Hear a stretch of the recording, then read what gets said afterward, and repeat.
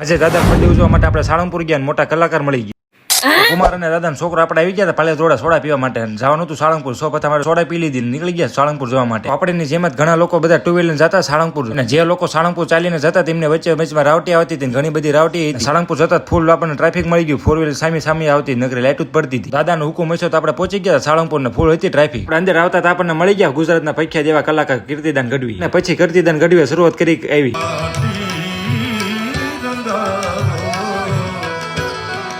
અને ધીમે ધીમે કીર્તિદાન ગઢવીએ શરૂઆત કરી અને બધા નાચવા મીના. જો તમે કીર્તિદાન ગઢવી ઉપર એટલો પૈસાનો વરસાદ થયો, બધા ઉભા થઈને નાચવા મીના. અને ગઈ રાતે સાળંગપુરમાં બધા પબ્લિકે એટલે મોજ કરી, એટલી મોજ કરી, બધાને મજા જ આવી. કીર્તિદાન ગઢવીનો વારો પૂરો થતા રાજભાઈ ગઢવીએ આખા સાળંગપુરમાં જય શ્રી રામનો નારો લગાવી દીધો. તમે પણ જલ્દી કરી નાખો છો કમેન્ટમાં જય શ્રી રામ.